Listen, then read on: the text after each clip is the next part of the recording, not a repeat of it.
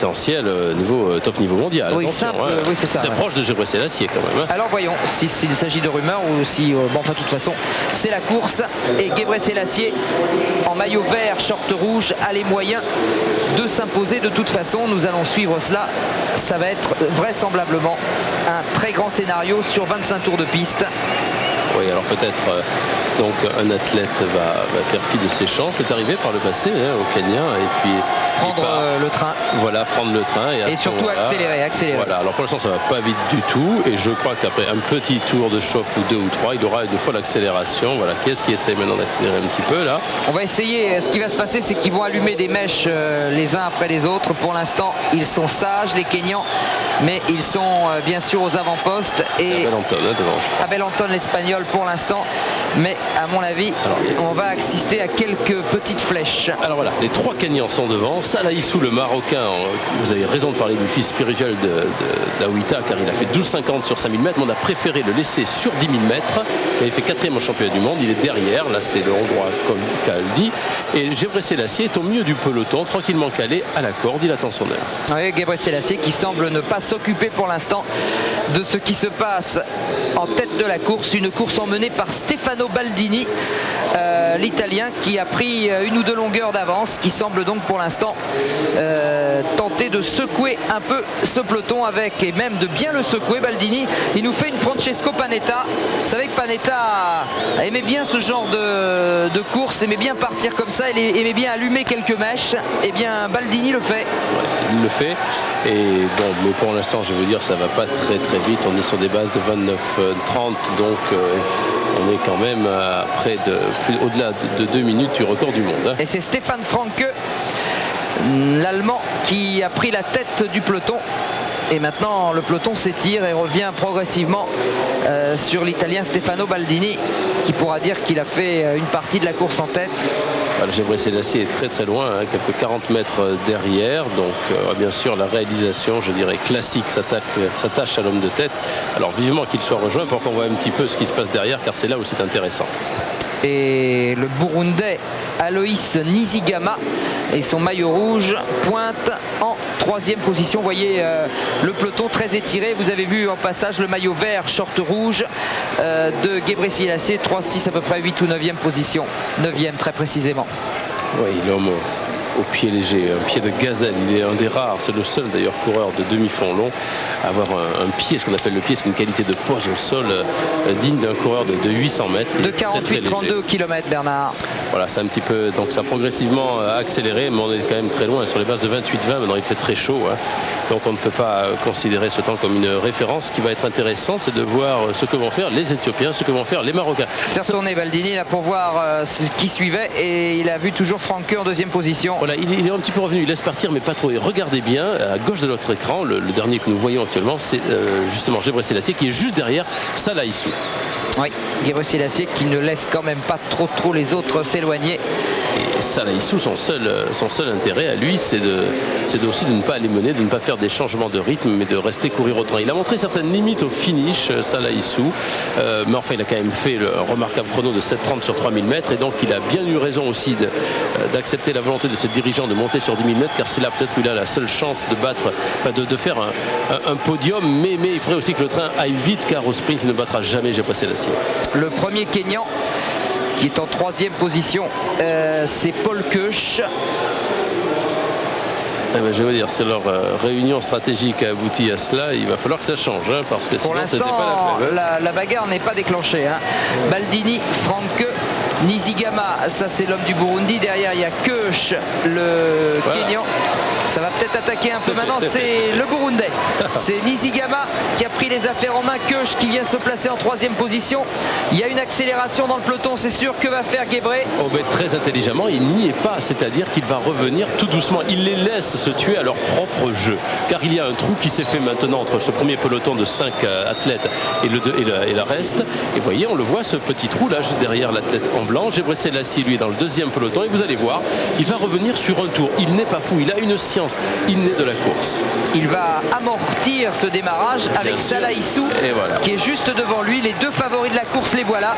Salah Issou et Gebre Selassie, et ni l'un ni l'autre ne se paniquent et ils reviennent à leur allure tranquillement, ils amortissent et voyez. Voilà, merci William Solivelas de montrer ces images qui sont intéressantes car on l'a dit tout à l'heure, la réalisation internationale ne nous permettait pas de voir ces détails qui sont le fondement et l'essence même du 10 000 mètres. Izigama toujours, Franke en deuxième position, l'Allemand Kösch en troisième position, le Kenyan, et vous voyez que Gebre Selassie maintenant s'est tranquillement replacé en 5 ou 6e position. Ça tombe bien. Juste derrière. Oui Gérard. Ça tombe bien Patrick. On va vous interrompre pour vous permettre de respirer quelques secondes. Oui. Dans cette superbe soirée qui va marquer, je crois, les Jeux d'Atlanta. On a vécu des immenses moments ensemble, mais ça va continuer. On va revenir vous voir évidemment. On va juste parsemer ce 10 000 mètres-là de au moins 2 autres événements, dont l'un est très spectaculaire également, c'est le plongeon masculin, car il y a une bataille en tête féroce entre, en particulier un Américain et deux Chinois.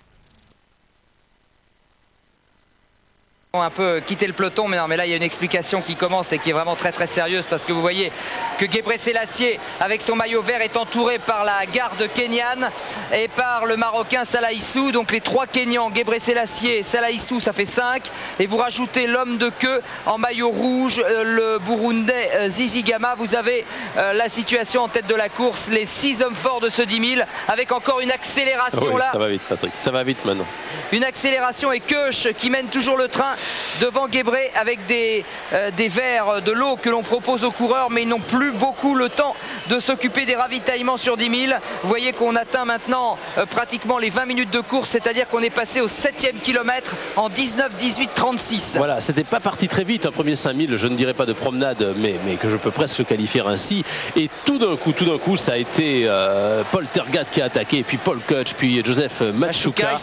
Ils se sont relayés parfaitement bien, et Gebre Selassie a suivi, car là, à ce moment-là, après 5 minutes, il ne faut plus laisser partir. Il est à l'extérieur maintenant, mais bien juste calé derrière lui. Il y a Salah Issou qui semble imperturbable. Et je crois que, je regarde Gebre Selassie, il est inquiet quand même. Il est un petit peu inquiet. Il regarde à droite, à gauche, Ralitska, c'est fini. Ouais, avec Zizigama.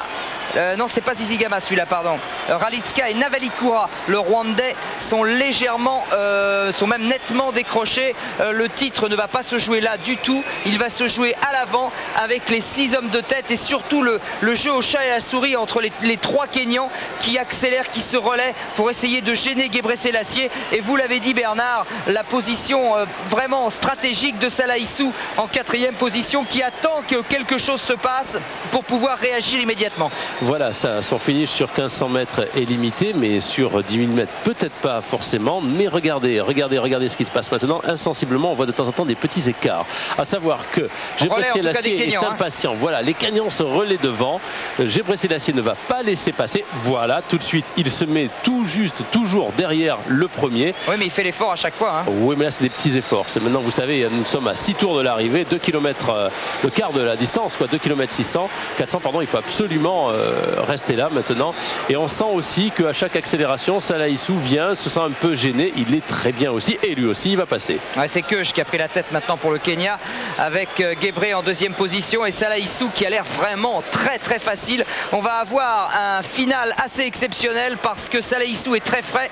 Gebre Selassie a l'air un peu gêné aux entournures par le travail de sape entamé par les Kenyans. Alors sait-on jamais, peut-être qu'aujourd'hui Haile Gebre Selassie n'est plus tout à fait invulnérable. C'est en tout cas la question qu'on peut se poser sur la physionomie de cette course, parce que pour l'instant Gebre Selassie est en position d'attente, mais quelque part il subit aussi un tout petit peu.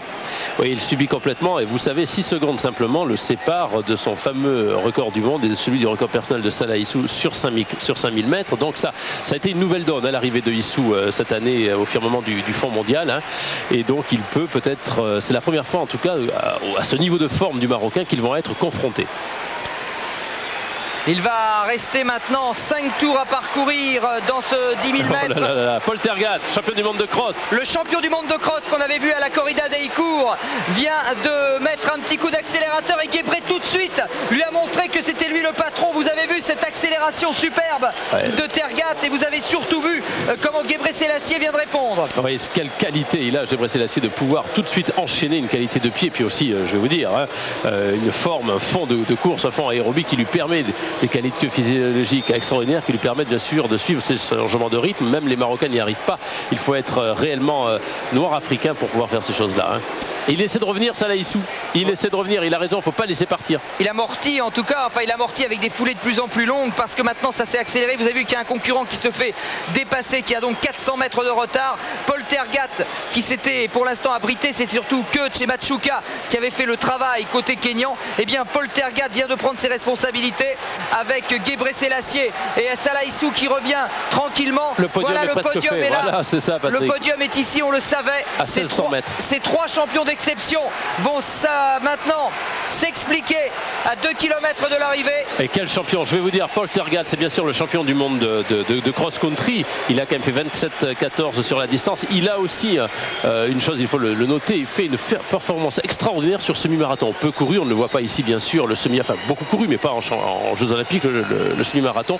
Mais donc il est capable de tenir la distance, Paul Tergat. Là, il n'y a aucun problème pour ça. Et Salah Issou, par contre, n'arrive plus à revenir.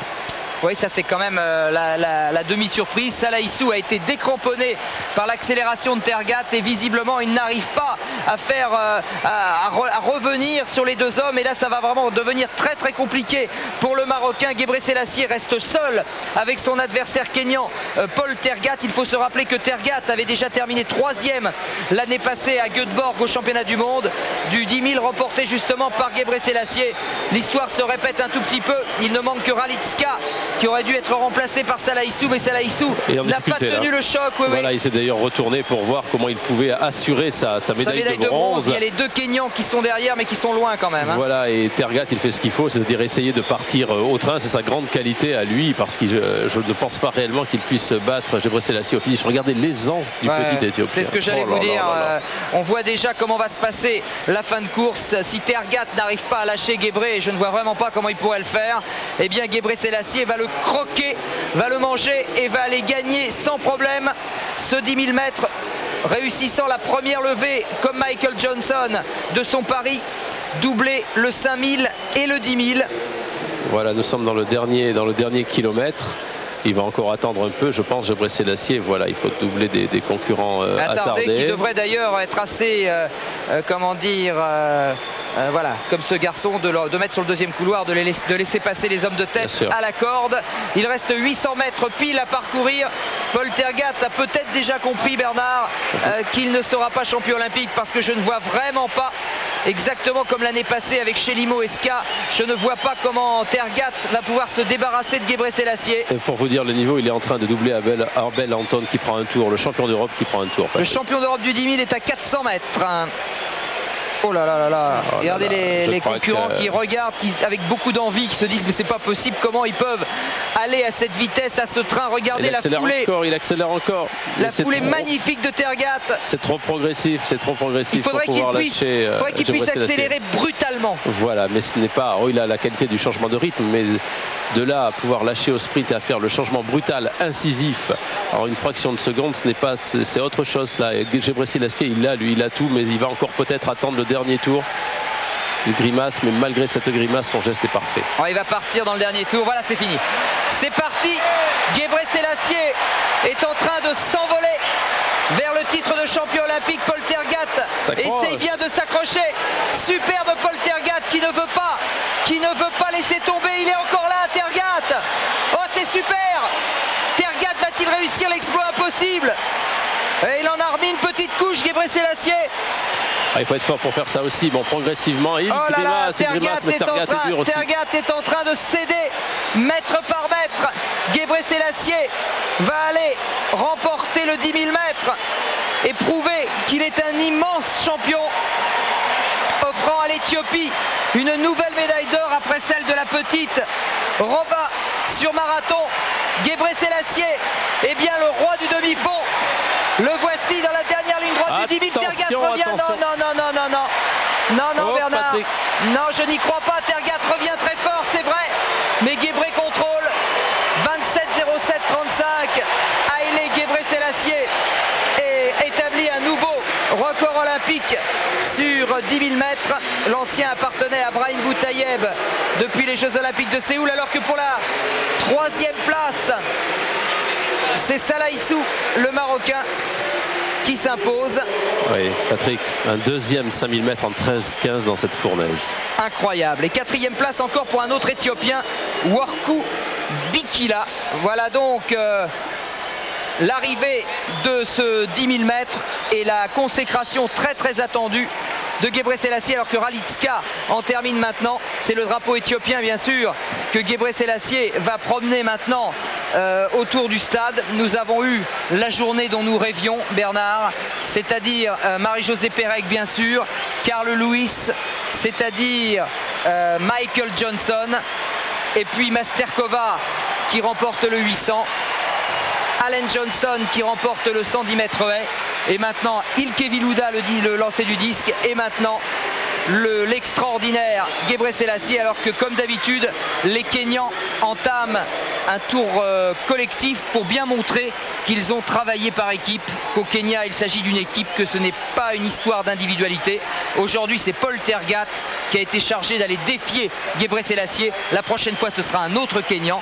Ils ont perdu cette fois, peut-être la prochaine fois réussiront-ils à battre Gebrselassie, mais enfin je pense que Gebré a quand même quelques années devant lui. Il est parti pour une très longue et très belle carrière, et je crois qu'il n'y aurait pas de championnat sans ces images de corps noirs emplis de sueur sous les projecteurs. Ça vraiment, c'est l'image maintenant qui envahit tout le fond et tout le demi-fond. 27-07-34, le règne d'Haile Gebrselassie ne fait que commencer.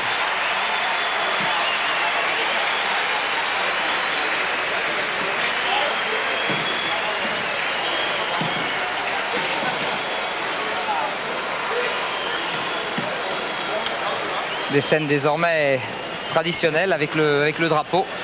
Il faudra peut-être trouver autre chose dans les Olympiades à venir. Mais pour l'instant, bien, ça va très bien comme ça. On va faire la fête du côté d'Addis Abeba et du côté de Nairobi, où une nouvelle fois l'Afrique de l'Est a montré sa suprématie en matière de demi-fond. Et on aura certainement le même scénario dans le 5000 mètres. Gebré, alors que vous voyez, il a enlevé ses chaussures. Oui, c'est vrai que vous savez, on court encore plus facilement en Afrique pieds nus qu'avec des chaussures. D'ailleurs, lorsqu'il a eu c'est Matsouka qui a enlevé ses chaussures. Lorsque Gebrselassie a eu ses premières chaussures, il les avait sorties car il les trouvait trop lourdes. C'est pour les montrer ou c'est parce qu'il a mal aux pieds? Non, c'est parce qu'il est plus à l'aise pieds nus. C'est comme lorsque Gebrselassie avait gagné sa voiture. Ils avaient gagné une voiture au championnat du monde de Stuttgart et de Göteborg. Ils ne savaient pas trop quoi en faire. Il l'avait mis dans le garage et je crois que la voiture elle a toujours 10 ou 20 km au compteur. C'est vraiment pas c'est pas un coup à la Lacévirène. Tout à fait, non, rien à voir. Je pense pas. Du tout. Et là, Salah Issou donc qui complète le tiercé, Gérard, avec une médaille de bronze bien méritée pour nos amis marocains. Immense soirée, ou plutôt nuit d'athlétisme, immense nuit américaine. C'est vrai.